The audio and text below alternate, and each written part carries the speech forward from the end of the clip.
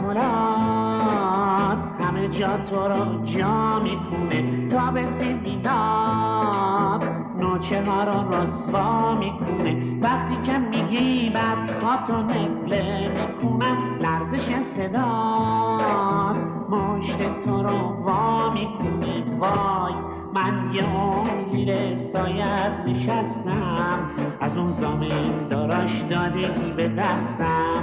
وقتی که تو بودی جون گرفتم، وقتی نبودی دهنمو بستم. من نوکرتم، چاقوتو غلاف کن، واسه قایم شدم فکر لحاف کن.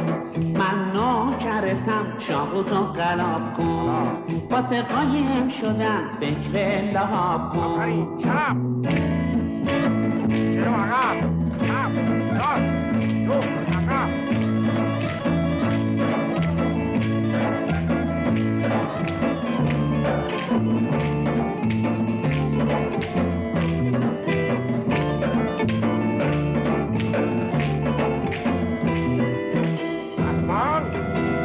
آفرین. مخمل کلات همه جا تو رو جا میکنه، تا به میلاد نوچه ها رو رسوا میکنه. وقتی که میگی بدخوات و نفله میکنم، لرزش صدات مشت تو رو وا میکنه. وای من یه عمر زیر سایت نشستم، از اون زمین داراش دادی به دستم.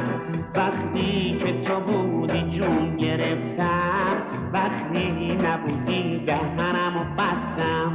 من نوکرتم، چاقوتو غلاف کن، واسه قایم شدم فکر لحاف کن.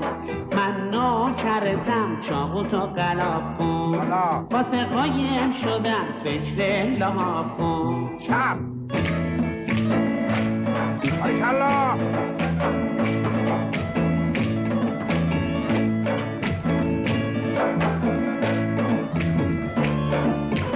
ماشاءالله.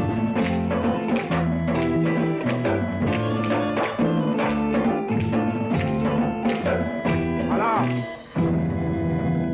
آفرین. وقتی تو گذر به دنبال نفس کشی، قداره به دست میگیری و فریاد میکشی. یهو چطور میشه سنبر و پرزور میبینی، هی این پا و اون پا میکنی تو جیم میشی.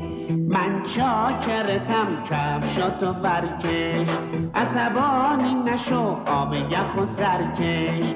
من چاکرتم، کفشاتو برکش، عصبانی نشو آب یخ و سرکش.